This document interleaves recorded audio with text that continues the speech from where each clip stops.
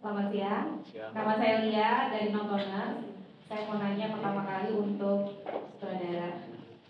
Kenapa Mas milih namanya itu Romeo? Padahal kita tahu selama ini nama Romeo itu identik dengan setia sampai mati. Tapi ini jadi Romeo ingkar janji. Gitu aja. Ya sebetulnya nama ini lahir dari Mas Jeremy dan Mbak Ina ya, gitu ya.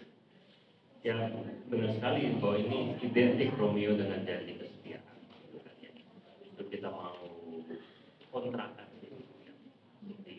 Di lawan gimana kalau janji tentang kesetiaan akan selamanya itu bertabrakan. Ya, Romeo ingkar janji itu kita ya menariknya di situ. Setuju bahwa kalau kita nonton dulu film Romeo and Juliet itu kan mengenai kesetiaan, loyalitas.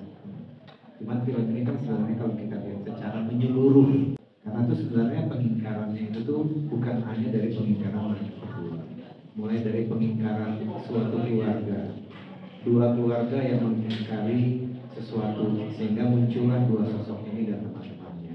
Jadi saya nggak bisa cerita banyak, mungkin cuma kebetulan judul dalam sebuah film itu sangat penting. Jadi apalagi penonton sekarang itu sangat praktis, pragmatis lah. Kalau kita kasih judul yang terlalu ini, kalau pada saat Romeo mengingkar, orang langsung melihat ada apa sih.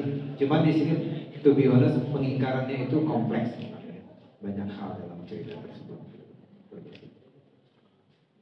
Untuk Kak Morgan. Kak Morgan ini kan di film kayaknya jadi seniman tato ya. Nah itu butuh riset khusus nggak sih untuk menjiwai peran sebagai seniman tato?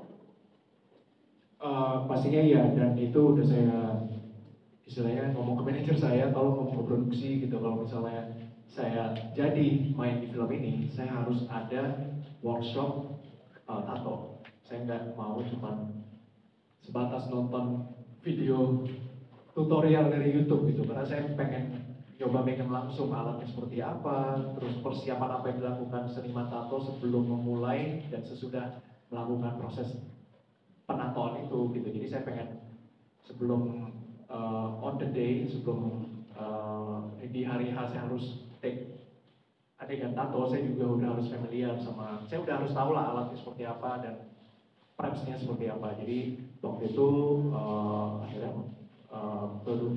produksi mengiyakan dan mereka bilang kayak ya udah sekalian aja ke Bali gitu. Jadi saya berangkat ke Bali lebih awal itu untuk workshop tato langsung sama seniman tato profesionalnya di Bali untuk workshop. Kayaknya beda usia Kak Morgan dengan Kak Valerie ini lumayan jauh nih ya. Masih sih. Enggak sih, kalau dari nggak kelihatan sih. Itu ada Beda 2 tahun doang. Iya. Ada tantangan tertentu nggak sih untuk membangun chemistry-nya gitu kan? Di cerita ini kan kayaknya sebagai pasangan gitu ya. Ya. Iya, itu menjadi salah satu pertimbangan dalam diri saya ya. Makanya saya berusaha untuk berusaha untuk approach Valerie. Waktu itu akhirnya kita ketemu langsung pada saat workshop day one gitu. Terus saya langsung approach aja, maksudnya saya ajak ngobrol, saya pengen tahu dia seperti apa, karena ya kita nggak cuman, kayaknya effortnya terasa nggak cuman saya doang sih yang istilahnya wanting to get to know her, tapi dari dianya juga kayak pengen tahu Morgan seperti apa. Akhirnya kita ketemu di in the middle gitu, dan menurut saya sih umur cuman angka doang sih. Saya melihat kayak Valerie juga punya point of view, dia perspektif, she's very open minded juga gitu. Jadi saya nyambung ngobrol sama dia, dan kayaknya ada bantuan makeup juga di lokasi syuting gitu. Jadi Mas Emil udah mengkonsepkan sama waktu itu makeup artisnya untuk gimana caranya look kita supaya nggak terkesannya terlalu jauh, tapi gimana pas kalian nonton trailernya terkesan jauh nggak umurnya? Enggak sih, Iya, enggak sama sekali. jadi that's the magic of shooting gitu. Jadi that's the magic of workshop, dan ya saya bangga sih, maksudnya ada director Mas Emil, ada executive producer Om JT, ada makeup artis kita Cici gitu, yang semuanya tuh bekerja extra effort gitu untuk bikin semuanya itu believable. Jadi dan itu kebantu juga sama pembawaan karakter saya juga gitu. Jadi saya memposisikan waktu saya syuting di Romeo, ya udah saya menjadi Romeo, berusaha gitu di onset maupun di offset gitu, cara pandang saya terhadap hidup, cara pandang saya terhadap Agatha, cara saya komunikasi segala macam. Jadi dari kayak I think make up helps, costume helps, gesture juga sangat membantu saya untuk bisa istilahnya at least menyamakan umur saya dengan Agatha gitu sebagai Romeo. Mbak, dari mana tadi Pak? Dari nontoners. Tahu nggak? Mbak, pertanyaan Mbak ini adalah sebenarnya baru saja Mbak itu terlilit atau tergelitik terhadap film ini yang sebenarnya. Dengan mempertanyakan umur dan gap, sebenarnya itu pertanyaan yang saya tunggu-tunggu. Kenapa? Karena kalau diperhatikan film ini baik-baik, pelan-pelan dan baik-baik, kalian akan bisa melihat kulit kedua, kulit ketiganya pelan-pelan. Jadi jangan hanya lihat sekedar visual, karena memang itu sebenarnya pesan moralnya. Kenapa?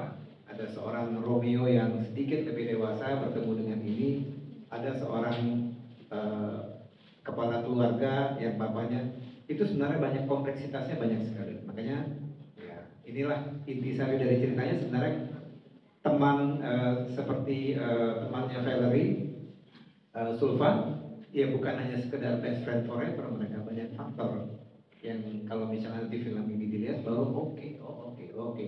Jadi saya tekankan ini bukan just another love romance story biasa, beda. Makanya nanya si Neville. Kita bisa lihat itu. Ya soalnya penasaran sih, waktu itu sempat ngeriset juga sih beda umurnya berapa tahun sih gitu. Kalau sekarang kelihatan ya beda umurnya. Semoga nanti di film enggak. Kalau dari sisi Kak Valerie gimana nih memandang tokoh Agatha itu bertemu dengan sosok yang lebih dewasa gitu. Terusnya kayaknya ini kan ceritanya tentang trauma gitu ya. Apa sih yang Kak Valerie lakukan gitu untuk ngedeliver rasa traumanya kepada penonton? Untuk deliver rasa trauma sendiri ya, mungkin itu it takes a lot of research untuk aku banyak banget ngobrol sama teman-teman aku yang broken home sebenarnya. Teman-teman aku banyak yang broken home, aku ajak ngobrol satu-satu and a very pembicaraannya tuh gak cuma surface level. Aku coba untuk mengerti kenapa mereka the way they are gitu. Karena Agatha tuh bisa dibilang dia anak yang fearless. Dia fearless in a way where dia kalau misalnya udah set her mind to something, dia akan ngelakuin 100%. Dia akan selalu melakukan apa yang dia mau dan selalu dapetin apa yang dia mau. Dia fearless in that way, dia fearless, dia passionate. Tapi dia juga banyak banget melindungi dirinya dari trauma-trauma keluarga yang dia mendem. Dia sebenarnya orangnya dia mendem semuanya tuh internal banget ya. Dan ketika dia ketemu cowok seperti Romeo yang bisa bikin dia sedikit lebih ekspresif lagi, kayaknya rasa itu tuh yang aku dapat dari Agatha ya. Karena dia nggak dapat itu dari keluarganya, tapi dia dapat dari Romeo. Ketika dia passionate tentang sesuatu, waktu itu kan dia passionate tentang Romeo kan, di film ini dia passionate banget tentang Romeo. Dia akan cari tahu banget gimana caranya dapetin Romeo seutuhnya.